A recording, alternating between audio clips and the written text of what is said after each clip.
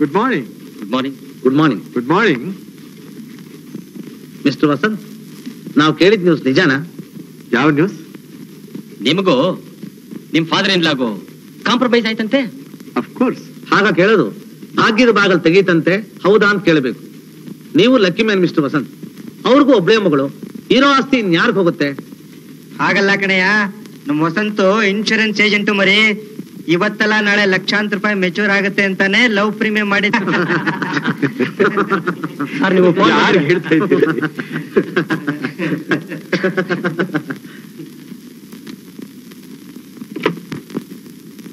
Hello, ಏನ್ ಮಾಡ್ತಿದ್ಯಾ daddy? Shyam, ಎಲ್ಲಿಂದ ಮಾತಾಡ್ತಿದ್ದೀನಿ ನೀನು? ಮನೆಯಿಂದ. ನಿಮ್ಮ ಅಜ್ಜಿ ಮನೆಯಿಂದನಾ? ಇಲ್ಲ, ನಮ್ಮನೆಯಿಂದ ಫೋನ್ ಮಾಡ್ತಿದ್ದೀನಿ ಡ್ಯಾಡಿ. ನಮ್ಮನೆ ನೀವು ಹೊಸ್ಕೊಂಡ್ ಬಂದಿದೆ ಡ್ಯಾಡಿ, ಹಸಿರ್ದು.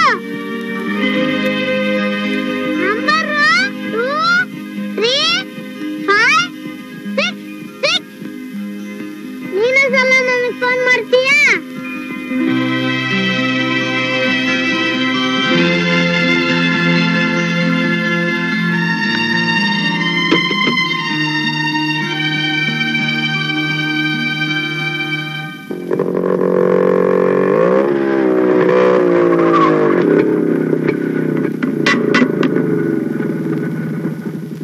ಏನಿದೆಲ್ಲ? ಯಾರು ಕಳಿಸಿದ್ರು? ನಮ್ ಡ್ಯಾಡಿ ಕಳ್ಸಿರೋದು. ಒಂದು ನಿಡಿಸ್ಕೊಡ್ದು ತಗೊಂಡೋಗ್.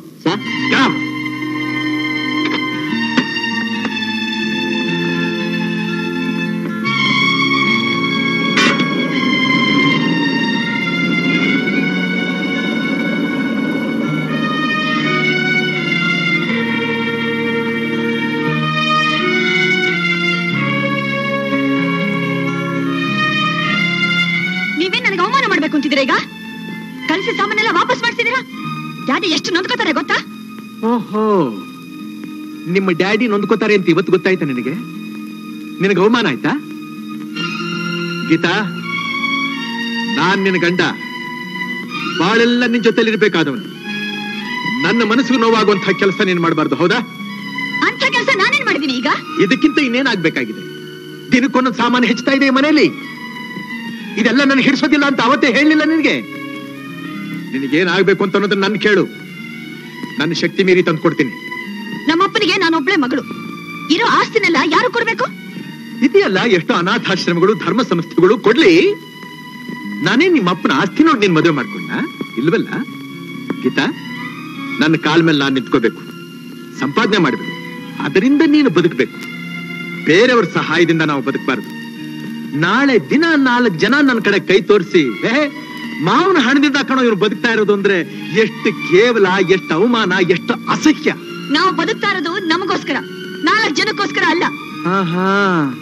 ನಾವು ಕಾಡ್ನಲ್ಲೆಲ್ಲ ಬದುಕ್ತಾ ಇರೋದು 4 ಜನಗಳ ಮಧ್ಯೆ. ಅದನ್ನು ಸ್ವಲ್ಪ ಗಮನದಲ್ಲಿ ಇಟ್ಕೋ. ಯಾಕೆ ಸುಮ್ಮನೆ ಸುತ್ತಿ ಬೆಳೆಸಿ ಮಾತಾಡ್ತೀರಿ? ನಮ್ಮ ಮಮ್ಮಿ ಡ್ಯಾಡಿ ಬಂದು ಹೋಗೋದು ನಿಮಗೆ ಇಷ್ಟ ಇಲ್ಲ ಅಂತ ಹೇಳಿ, ಇವತ್ತಿಂದ ನೀವು ಮನೆಗೆ ಬರಬೇಡ ಅಂತ ಹೇಳ್ಬಿಡ್ತೀರಿ. ಯಾಕೆ ಇಲ್ಲದನ್ನೆಲ್ಲ ಕಲ್ಪನೆ ಮಾಡ್ಕೊಂಡು ಹುಚ್ಚ ಬಟ್ಟೆ ಮಾತಾಡ್ತಾ ಇದ್ದೀಯಾ? ನಾನು ಏನ್ ಹೇಳ್ತಾ ಇದ್ದೀನಿ ಅನ್ನೋದನ್ನ ಯೋಚನೆ ಮಾಡುವಷ್ಟು ತಾಳ್ಮೆ ಕೂಡ ನಿನಗಿಲ್ವೇ? ಏನಾಗಿದೆ ನಿನ್ನ ಬುದ್ಧಿಗೆ? ಇಷ್ಟನ್ನ ನೀನ್ ನನ್ನ ಅರ್ಥ ಮಾಡ್ಕೊಂಡಿದ್ದು? ಛೇ, ನೀನ್ ಈ ತರ ಬದಲಾಯಿಸ್ತೀಯ ಅಂತ ನಾನು ಅಂದ್ಕೊಂಡಿರ್ಲಿಲ್ಲ. ಐ ಆಮ್ ವೆರಿ ಸಾರಿ.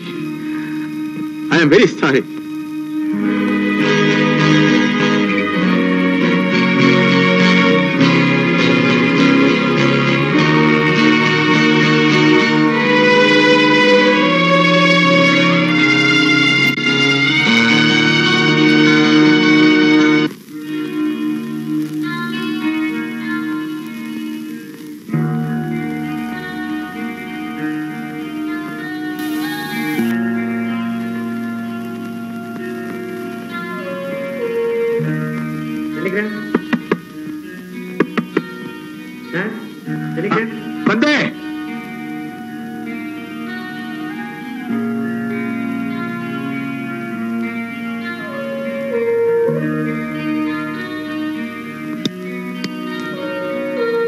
ನೀವೇನ ವಸಂತ್ ಕುಮಾರ್? ಹೌದು. ಇಲ್ಲೊಂದು ಸೈನ್ ಹಾಕಿ.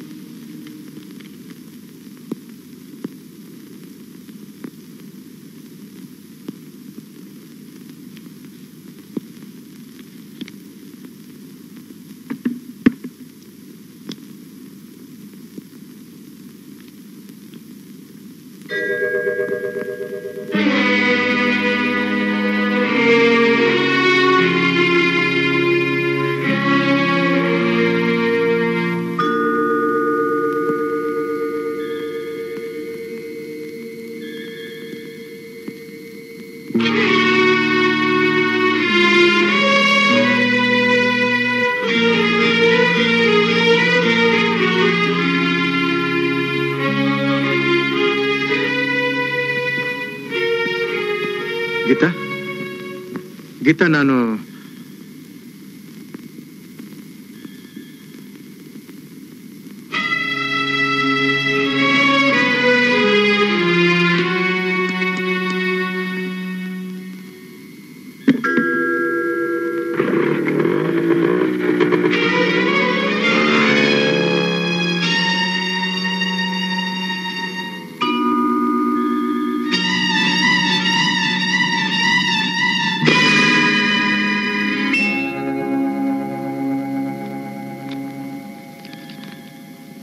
Start immediately, Sudha.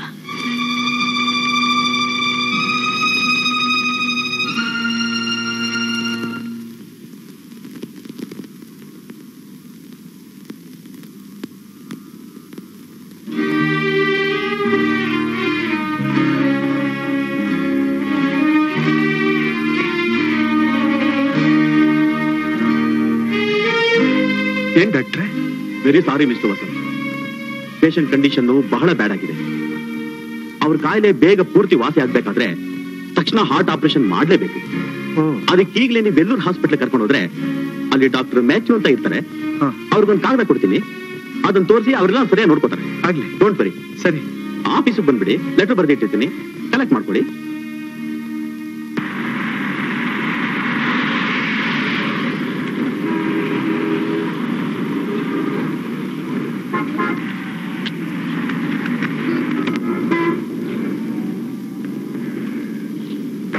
ಸ್ವಲ್ಪ ಹಣ್ಣು ತಂದ್ಬಿಡ್ತೀನಿ.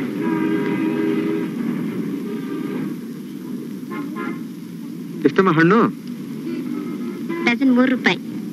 ಸುಧಾ, ಬ್ಯಾಗ್ ತಗೊಂಡು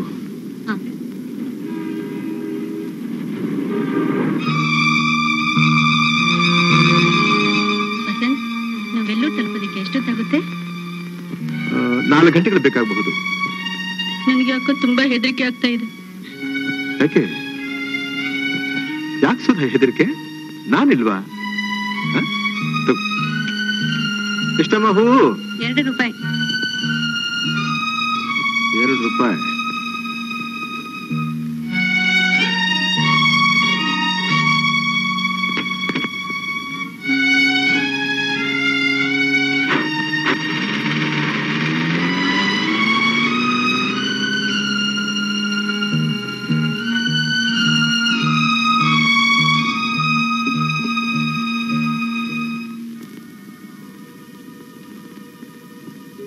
ಮಿಸ್ಟರ್ ವಸಂತ್, ನಿಮ್ ಪೇಷಂಟ್ಗೆ ತಕ್ಷಣ ಹಾರ್ಟ್ ಆಪರೇಷನ್ ಮಾಡಬೇಕು. ಅದಕ್ಕೆ ತುಂಬಾ ಬ್ಲಡ್ ಬೇಕಾಗುತ್ತೆ. ಅದು ಅಲ್ಲದೆ ಹಣ ಕೂಡ ತುಂಬಾ ಖರ್ಚಾಗುತ್ತೆ. ಖರ್ಚಾಗ್ಲಿ, ನಾನು ರೆಡಿ ಆಗಿದ್ದೀನಿ. ಬೇಗ ಆಪರೇಷನ್ ಮಾಡ್ಬಿಡಿ. ಓಕೆ, ಹಾಗಾದ್ರೆ ನಾಳೆ ಬೆಳಗ್ಗೆ 10 ಗಂಟೆಗೆ ಆಪರೇಷನ್. Okay, thank you.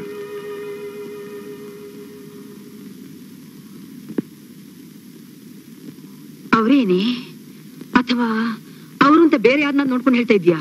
ಸರಿಯಾಗಿ ನೋಡ್ದೇನೆ? ದೇವ್ರಾಣಿಗೂ ಅವ್ರೇ ಕಂಡ್ರವ. ಅವ್ರುನು ಇನ್ನೊಂದ್ ಹೆಣ್ಣುನು ಅಣ್ಣನ ಅಂಗಡಿಗೆ ಹೋಗಿ ಹಣ್ಣು ತಗೊಂಡು ಅದ್ಯಾವ್ದೋ ಊರಿಗೆ ಕಾನಲ್ಲಿ ಹೊಂಟೋದ್ರು ಕಣವ. ಆ ಹೆಣ್ಣು ನಂಗೆ ಯಾಕೋ ತುಂಬಾ ಭಯ ಆಯ್ತದಂದ್ರೆ ನಿಮ್ ಮಳಿಯವರು ನಾನಿರ್ಬೇಕುದ ಜೊತೆಯಾಗೆ ಅಂತಿದ್ರು. ಅಯ್ಯೋ, ಈ ಮನುಷ್ಯನ್ಗೆ ಯಾಕೆ ಈ ಬುದ್ಧಿ ಬಂತು? ಹೋಗ್ಲಿ ಬಿಡು, ಮರ್ತು ಕೂಡ ಈ ಮಾತನ್ನ ಯಾರ ಮುಂದೆ ಆಡ್ಬೇಡ. ಪಾಪ, ಈ ಮಾತು ಗೀತನ ಕಿವಿಗೆ ಬಿದ್ರೆ ಅವಳು ಎದೆನೇ ಹೊಡೆದು ಹೋಗ್ಬಿಡುತ್ತೆ.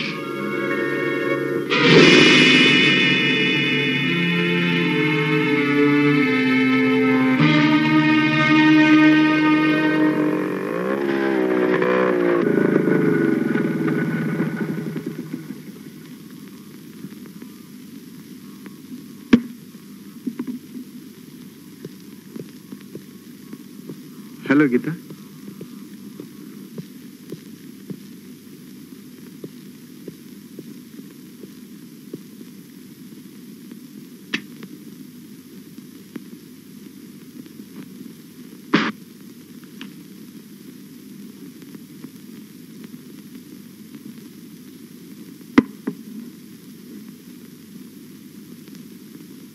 ನಿಮ್ಮನ್ನೊಂದು ಮಾತು ಕೇಳಬೇಕು. ನನಗೆ ಟೈಮ್ ಇಲ್ಲ, ಅರ್ಜೆಂಟ್ ಆಗಿ ಹೊರಗಡೆ ಹೋಗ್ತಾ ಇದ್ದೀನಿ, ಬಂದ್ಮೇಲೆ ಮಾತಾಡೋಣ. ನಿಮ್ಮ ಅರ್ಜೆಂಟ್ ನನಗೆ ಗೊತ್ತಿದೆ. 2 ಮಾತು ನೇರವಾಗಿ ಕೇಳ್ತೀನಿ, ನೇರವಾಗಿ ಉತ್ತರ ಹೇಳ್ಬಿಡಿ. ಅದೇನ್ ಹೇಳ್ಬೇಕು ಬೇಗ ಹೇಳ ಮುಗಿಸು ಪ್ಲೀಸ್. ನ್ಯಾಯ ಅನ್ನೋದು ಗಂಡಸ್ಗಾಗ್ಲಿ ಹೆಂಗಸ್ಗಾಗ್ಲಿ ಒಂದೇ ತಾನೆ? ಹೌದು. ಹೆಂಡತಿ ತನ್ನ ಗಂಡನಿಗೆ ದ್ರೋಹ ಮಾಡಿ ಇನ್ನೊಬ್ಬನ ಸಹವಾಸ ಮಾಡಿದ್ರೆ ಗಂಡ ಅದವನು ಏನ್ ಮಾಡ್ಬೇಕು?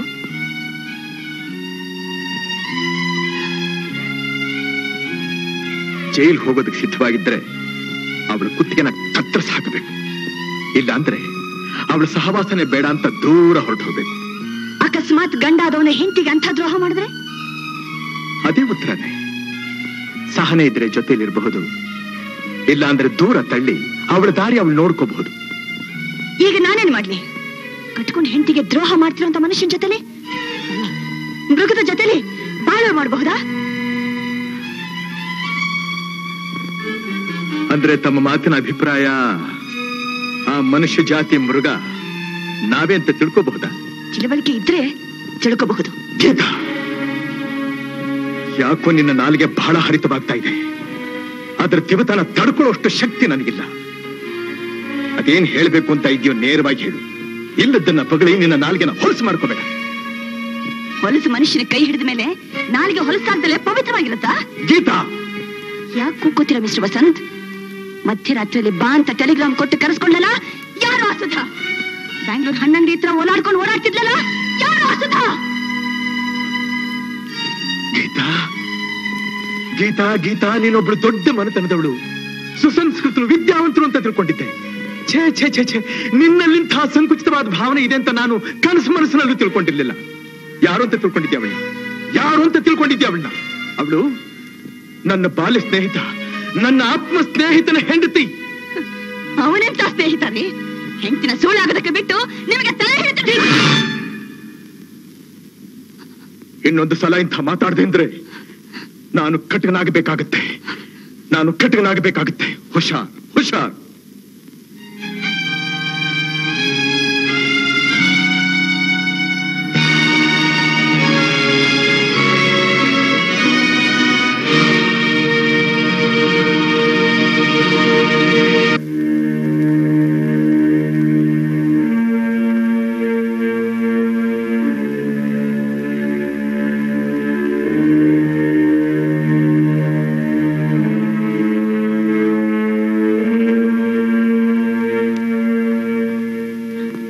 Mister Vasant, god is great. ಇನ್ಮೇಲೆ ನಿಮ್ ಫ್ರೆಂಡ್ಗೆ ಯಾವ ವಿಧವಾದ ಭಯನೂ ಇರೋದಿಲ್ಲ. ಇನ್ನೊಂದು ತಿಂಗಳಲ್ಲಿ he will be a perfect man. Thank you doctor, thank you doctor.